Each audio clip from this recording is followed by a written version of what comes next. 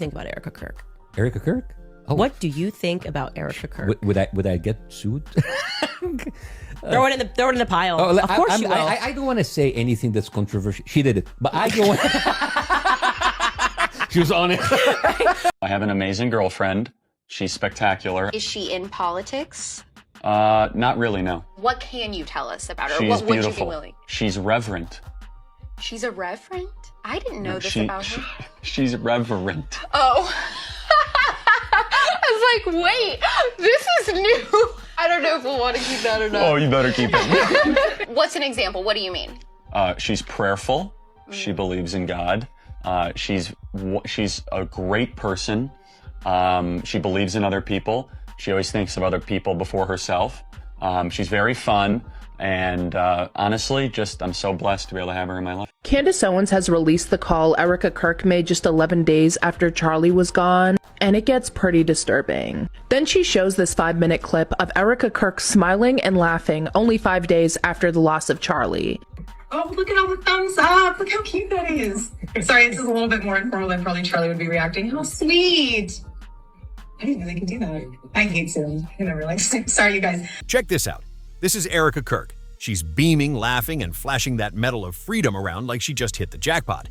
Tons of viewers witnessed this material and immediately sensed something was seriously wrong. Body language specialists analyzed the identical clips, and what they discovered is straight up bone-chilling. So here's the burning inquiry that's gotten everyone's mind spinning. Is this genuinely how a widow behaves when her husband gets eliminated? Or is there something way more sinister materializing behind the scenarios? Stay locked in, because what's coming next is about to flip your entire perspective upside down. Let's break this down, piece by piece. So another boyfriend, his name is Tyler Massey, and she dated him in 2015. Here we have them doing Fashion Week in Phoenix together. And in the caption to this photo posted by Jack Nicole, so Jack Nicole was the designer of Erika's outfit, hashtag this photo cute couple. And here's some more photos that were posted. Charlie was a heavyweight in conservative networks, no doubt about it. Young, ambitious, the founder of Turning Point USA, may constantly out there engaging in heated debates on college campuses. Whether viewers loved him or couldn't stand him, nobody could deny the individual had serious fire and determination. But here's where the whole situation takes a bizarre turn that'll make your head spin. His widow, Erika Kirk, appeared on camera mere days after his elimination. Now listen, I'm not here to police how anybody should mourn their loved ones. Everyone handles loss differently, that's just reality. But when these materials started circulating, something felt incredibly off. And it wasn't just random viewers on the internet who picked up on this strange vibe. Joe Rogan, who's built his reputation on spotting nonsense from a mile away, started raising serious red flags on his podcast. He examined the whole scenario, the incident itself, the suspect, all those weird inconsistencies that just don't add up logically. His conclusion was basically that none of this situation makes any sense. But what's genuinely gotten the entire internet buzzing and completely losing their minds is what happened next. So Erika Kirk actually had 2 boyfriends within the 5 years before meeting Charlie Kirk. So why lie about this?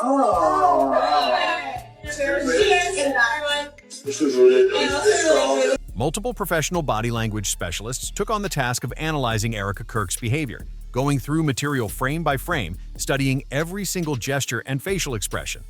And viewers, what they uncovered is genuinely disturbing and raises some serious questions that demand answers. In this deep dive, we're going to expose everything that's been hidden in plain sight. Joe Rogan's suspicions about how this entire case is being manipulated and controlled. Expert breakdowns of Erika's body language that reveal shocking truths. Eye-opening comparisons showing how actual widows grieve versus what we're witnessing here. Plus, the reason why millions of viewers online are now calling her the Happy Widow. Trust me when I declare you absolutely need to witness all this evidence laid out. But before we get into dissecting Erika's strange behavior patterns, we've got to understand exactly what went down with Charlie Kirk. Because the deeper you dig into this case, the more twisted and mysterious everything becomes. The rabbit hole goes way deeper than anyone initially suspected. Now, this is where Joe Rogan enters the picture, and honestly, Joe's complete breakdown of this entire situation is absolutely mind-blowing. He's not just scratching the surface with basic questions, he's going deep, genuinely deep. And he's exposing all the elements that simply don't add up when you apply basic logic. Listen carefully to what Joe reveals about the suspect situation and how nothing makes sense. This Arizona, I love Donald Trump.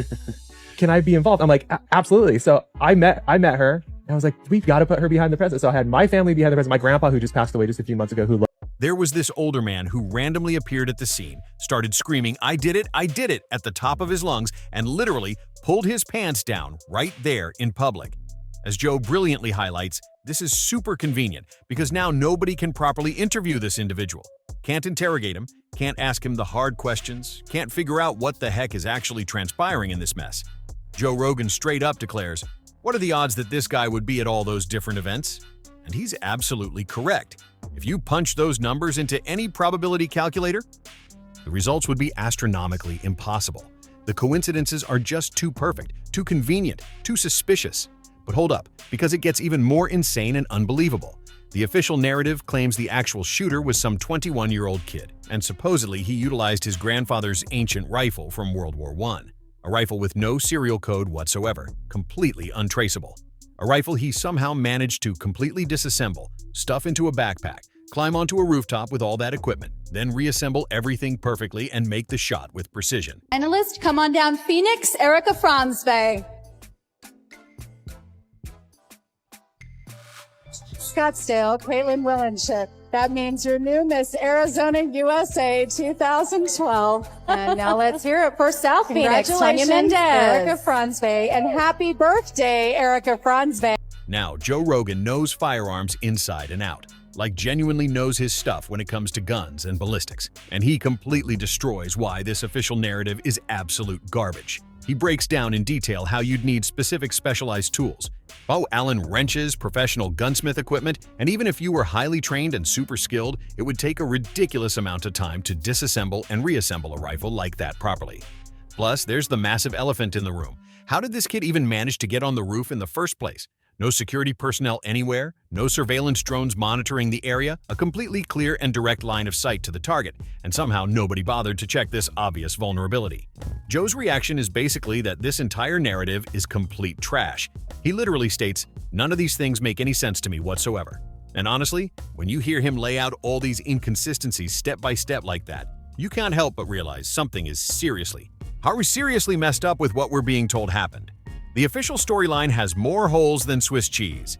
Every single detail that emerges just makes the whole thing more questionable. I always thought it was very strange how she would go to drinks with one guy and then go to dinner with another. I don't think Joe even makes this incredibly insightful point that if you want viewers to completely lose faith that anyone's going to solve anything or get to the truth, you deliberately add a bunch of confusing and wacky contradictory details. You leave evidence that didn't actually do anything out in the woods to create false trails. You have some random old man pull his pants down and scream, "I did it," to muddy the waters. You throw in some kid with a questionable and suspicious background to create more confusion. You make the whole thing feel completely fabricated and impossible to unravel. It's like he's suggesting this might be intentional chaos designed to prevent anyone from ever discovering what genuinely happened. The more layers of confusion you add, the more viewers just give up trying to find the truth. But while everyone's caught up debating all these conspiracy theories around the incident itself and arguing about what's real, something else started grabbing viewers' attention in a major way. Charlie Kirk's widow, Erika, and her I got a little bacon. Babe, that's deep in there. Give them a cleavage. People want cleavage. Showcase it. Sells. That's me. So it's not within the confines of marriage. Okay, so picture this scenario in your mind. Your spouse just got brutally eliminated in front of a massive crowd just a few days ago. What would you be feeling? You'd probably be completely devastated and emotionally destroyed, right? Probably can't force yourself to eat anything, can't get any sleep, can't even form coherent thoughts. And that's the normal human response that most viewers would expect to witness. That's what trauma and grief actually look like in real life. But that's not even close to what happened with Erika Kirk at all. Just days after Charlie's violent elimination, Erika showed up on camera at Turning Point USA headquarters looking like she was attending a celebration. And I need everyone to monitor this material genuinely carefully, because this exact moment is what kicked off the entire controversy that's now spreading like wildfire across every social platform. Look closely at her facial expression. She's genuinely smiling. Not a small, sad, forced smile either. A full, beaming, authentic smile that reaches her eyes. She's showing off Charlie's Medal of Freedom to all the staff members. I'm talking enthusiastically about how they're all part of this incredible legacy. She's excited, energetic, practically glowing with happiness. The energy in the room is celebratory, not mournful. And listen, I totally get it. Viewers process traumatic experiences differently. That's a known psychological fact. I lived out here. I was here for 5 years. I never dated here because I saw vicariously through my roommate how terrible it was. Somehow getting drinks was the replacement of having coffee and breakfast. I personally would rather have coffee or brunch with someone than going, I don't drink. I find it Maybe she's forcing herself to put on a brave face for the cameras. Maybe she's experiencing some kind of emotional shock or denial. But when you compare this material to how the vast majority of widows behave just days after losing their spouse in such a violent way, the difference is pretty dang striking and impossible to ignore. One comment on this viral material absolutely exploded and got millions of views. It declared, "Everyone grieves differently, but no one grieves like her." And honestly, like that single comment perfectly captures what thousands upon thousands of viewers were thinking when they monitored this material. It became the rallying cry for everyone questioning what they were witnessing. But here's the thing that makes this even more suspicious. This wasn't the only questionable material that surfaced online. There was significantly more content, and when viewers started examining all of it together as a complete picture, what emerged was, well, let's just declare it raised a massive amount of serious questions that demand genuine answers.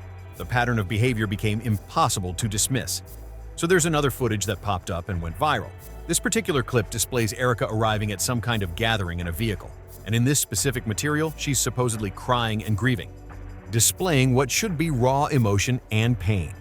But here's what actually transpired when the masses got their hands on this footage. Viewers monitored it closely and immediately started calling out what they were witnessing as completely fake. Yeah, we went to Maggiano's.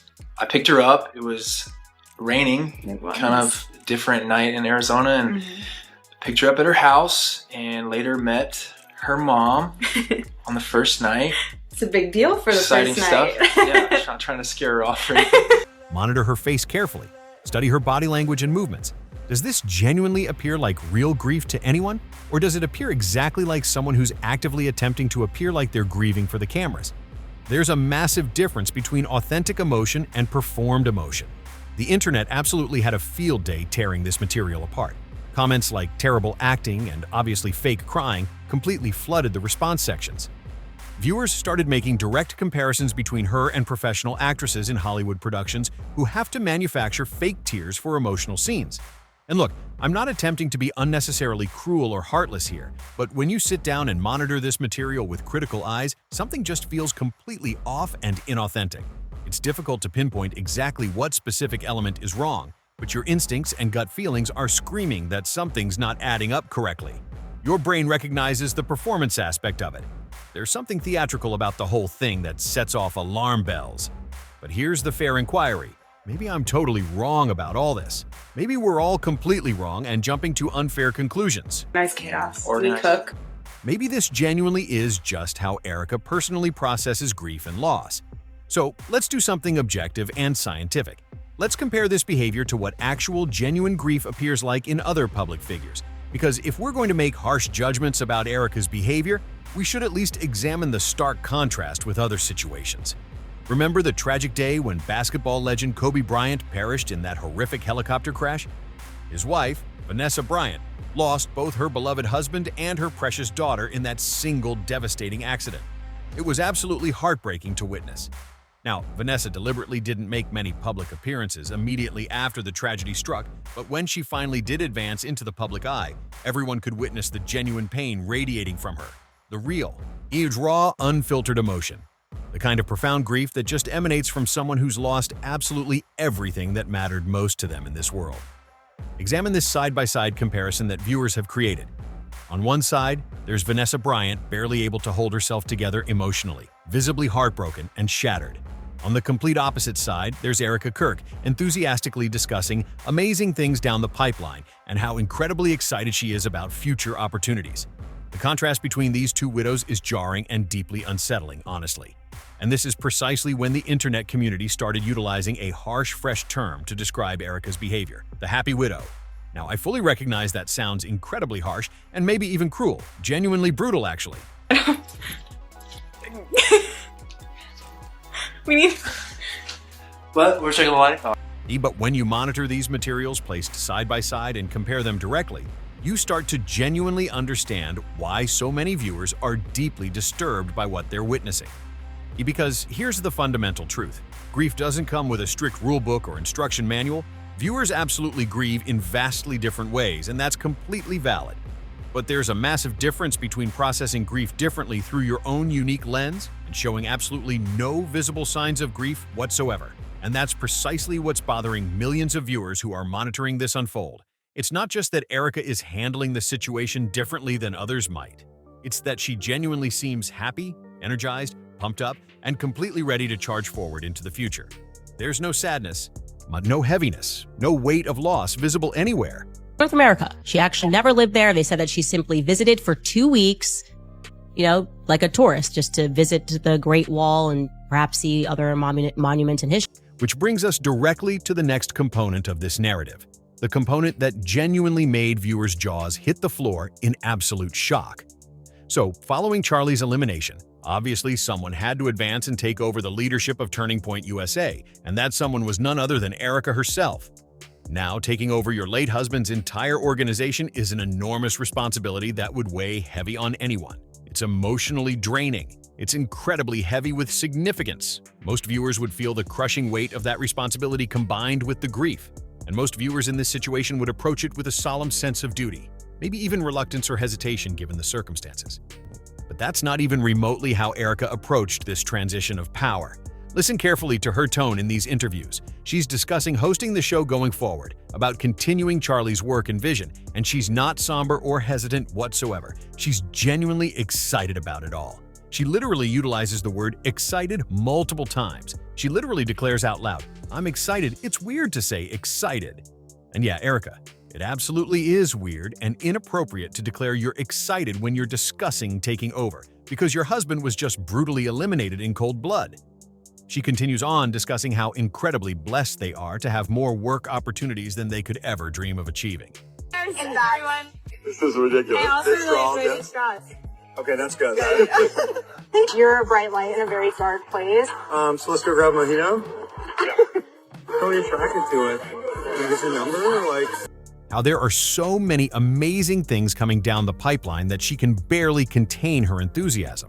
And the entire time she's declaring all of this, she's radiating this upbeat energy, this obvious enthusiasm and excitement, like she's discussing launching an exciting fresh business venture, not processing her husband's violent elimination. The disconnect is absolutely staggering. TikTok users immediately started highlighting these disturbing patterns. They created compilation materials highlighting her tone, her specific word choices, her body language, and physical mannerisms. And the general consensus that emerged across social platforms was clear. This doesn't appear anything like genuine grief. This appears exactly like someone who's thrilled about receiving a major promotion and fresh power. Someone who's been waiting for this opportunity. But wait, because it somehow gets even stranger and more uncomfortable. In another clip that surfaced, Erika discusses her plans to continue utilizing Charlie's personal social accounts going forward.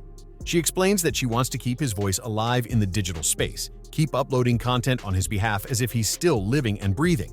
She's going to tweet as him, upload as him, maintain his online presence. On the surface level, that might sound sweet and touching, like she's honoring his memory and legacy. But here's what massive numbers of viewers are questioning out loud.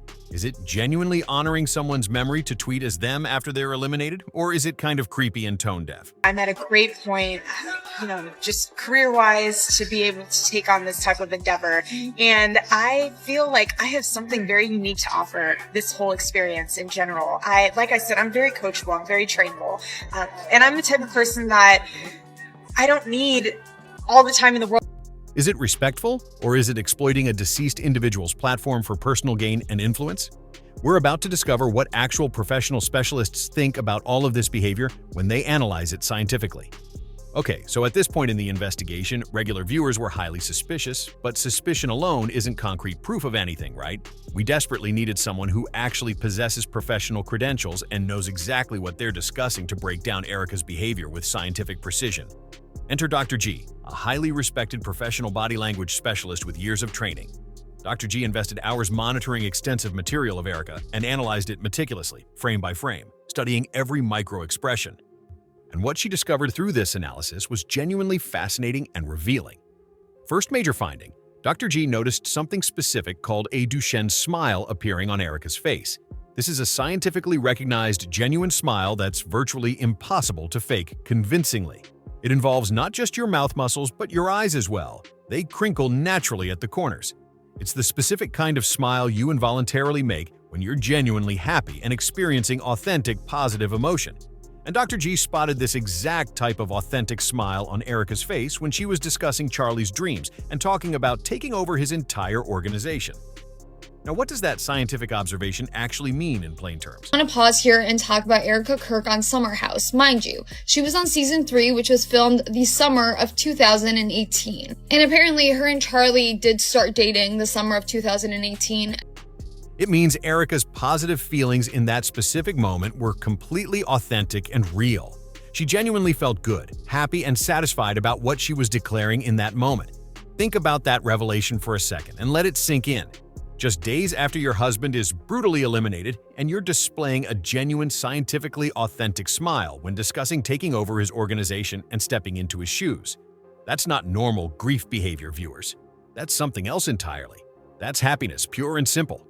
But Dr. G's specialist analysis noticed something else extremely telling, too. When Erika shifted gears and started discussing the future of the show and making specific promises about consistency and quality, her entire body language transformed dramatically. She squinted her eyes with intensity. She looked directly into the camera lens with laser focus. Her tone shifted completely from warm and friendly to intense and serious. Dr. G stated that this behavioral shift clearly showed Erika was extremely serious and committed to continuing the legacy. She wasn't just going through empty motions or paying lip service. She was genuinely committed, determined, and locked in with focus on her fresh mission. This was someone with plans, with ambition, with drive. And again, that's incredibly interesting and unusual, right? Because the vast majority of widows aren't sitting around thinking about detailed business strategy and show consistency standards just days after their husband's brutal elimination. They're struggling just to figure out how to survive the next 5 minutes without completely falling apart emotionally. They're not making strategic plans for expanding platforms. But Erika, she's already making comprehensive business plans. She's strategizing for the future. She's completely locked in and ready to execute. So Dr. G's professional analysis basically confirmed scientifically what tons of regular viewers were already thinking based purely on instinct. Erika's behavior patterns don't match remotely what you'd expect from someone experiencing genuine grief and loss. But we're not finished with the specialist analysis yet, because another professional body language specialist examined this material independently, and what they uncovered was even more disturbing and raised additional red flags. So this second body language specialist conducted their own investigation of Erika's interviews, and they focused specifically on one particular moment that they described as tone-deaf and genuinely disturbing. It was the specific moment when Erika enthusiastically discussed tweeting as Charlie, utilizing his personal account to upload fresh messages as if he's somehow still alive and active. Now, the specialist highlighted something crucial. This demonstrates a serious disconnect from appropriate and healthy grieving behavior.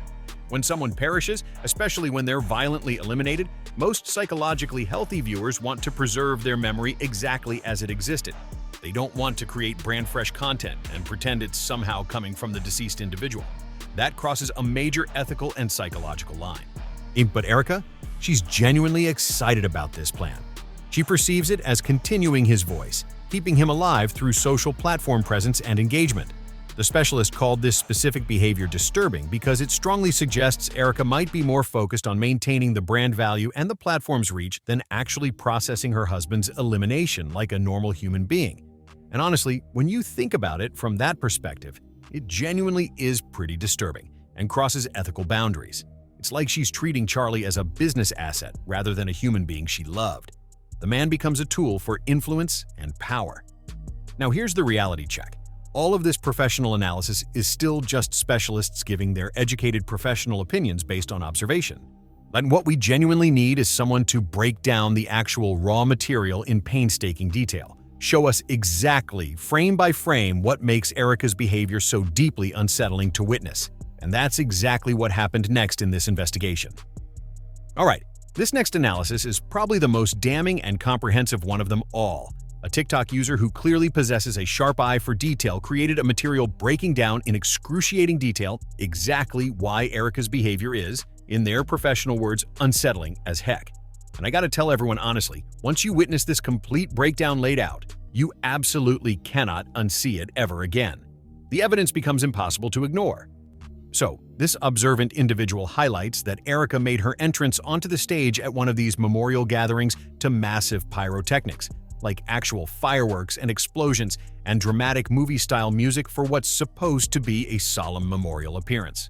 Already that's a highly questionable choice that raises eyebrows, right? But okay, maybe the gathering organizers made that decision independently, not her directly. But here's what's genuinely damning and impossible to explain away. This individual meticulously analyzed Erika's crying moments with a forensic level of detail, and they noticed something that, once you witness it clearly, you absolutely can't ignore it ever. When Erika is supposedly crying and showing grief, if you examine extremely closely at her face and examine it, there's not a single tear actually streaming down her cheeks. Not one single tear. Her makeup remains absolutely perfect. Not a single smudge out of place anywhere. She's making all the physical motions of crying. She's contorting her face appropriately. She's making the sobbing sounds, but she's not actually producing genuine tears. This analytical individual compared it directly to performance art. Like Erika is acting out what she intellectually thinks grief should appear like based on observation, but she's not actually genuinely feeling it emotionally. And they highlighted how she strategically times her body language perfectly to sync with the music performing. When the music swells dramatically, she covers her face on cue. When the music softens, she looks up right on beat. It's choreographed like a stage performance. Everything is timed, calculated, rehearsed. Now, I want to be completely fair here and consider all possibilities. Maybe Erika had already cried so much privately that she was completely cried out and physically couldn't produce more tears. Maybe she'd been crying for days straight and just didn't have any tears physically left in her body. That legitimately happens to viewers sometimes during extended grief. But when you combine this observation with absolutely everything else we've documented, the constant smiling, the obvious excitement, the business strategy discussion, the genuine happiness when discussing taking over, this dry performative crying just adds yet another suspicious layer to the whole disturbing picture. And viewers are noticing these patterns in massive numbers. Thousands upon thousands of comments flooding these materials are all declaring essentially the identical thing. This doesn't register real or authentic whatsoever. This registers like a calculated performance designed to manipulate public perception. So we've got multiple pieces of damning evidence now stacking up. We've got specialist scientific analysis from professionals. We've got direct comparisons to genuine grieving widows showing the stark difference. We've got detailed breakdowns of body language frame by frame. But let's bring it back to where we started. Joe Rogan and his bigger picture perspective. While everyone's laser-focused on Erika's behavior and whether she's genuinely grieving, Joe Rogan is examining something way bigger and more sinister. See, Joe's not just declaring Erika's acting weird and suspicious. He's declaring the entire situation surrounding Charlie's elimination is deeply suspicious from top to bottom, and Erika's bizarre behavior might just be one piece of a much larger puzzle. There's a conspiracy here that goes way beyond one individual's grief. Joe discusses how when powerful individuals want the masses to completely lose faith in ever getting genuine answers or discovering the truth, they do something very specific and calculated. They add deliberate confusion to the narrative. They add contradictory details that don't make sense. They make the whole thing so messy and complicated that regular viewers just give up attempting to figure out the truth and accept the official narrative. You strategically leave evidence that didn't actually do anything out in the woods to create false trails and red herrings. You have some random old individual pull his pants down and scream, "I did it," to muddy the waters and create confusion. You throw in some kid with a questionable and suspicious background to create even more confusion and conspiracy theories. You leak conflicting intel about what type of rifle was actually utilized and whether it could have even physically made the shot from that distance. You create intentional chaos and confusion. The more contradictory the details, the more viewers argue about what's genuine versus what's fake, and the truth gets buried under mountains of speculation and debate. Or is Erika just genuinely happy about her fresh position of power and influence and doesn't even realize how terrible it appears to the masses? Joe doesn't give us a clear definitive answer. He just lays out all the suspicious pieces and lets us think critically about it. He presents the evidence and lets viewers draw their own conclusions. So what are we supposed to think here? What's the actual truth behind all this? So here's my inquiry for everyone monitoring this. What do you genuinely think is materializing in this situation? Is Erika just processing grief in an unusual and unconventional way that doesn't fit typical patterns? Is she in psychological shock and not fully registering mentally what actually happened? Is she putting on a brave face for the public cameras while she's falling apart completely in private behind closed doors? Is she genuinely excited about her fresh position of power and doesn't care how it appears? Was their marriage not what it seemed to the masses, and maybe there's a darker backstory? Is she somehow component of some larger conspiracy like Joe Rogan suggests might be materializing? I honestly don't understand the definitive answer, and that's what makes this whole thing so unsettling and disturbing. Because usually when you monitor someone who just lost their spouse tragically, you don't have to ask these kinds of questions. The grief is completely obvious to everyone. The pain is undeniably genuine and authentic. But with Erika Kirk, we're all positioned here monitoring closely and wondering if she's even sad at all about losing her husband. We're questioning whether there's any genuine emotion underneath the performance. Thanks for monitoring this deep investigation. And remember, always question what you're being told by official sources. I would always examine the actual evidence for yourself with critical eyes and make your own informed decisions. See you next time.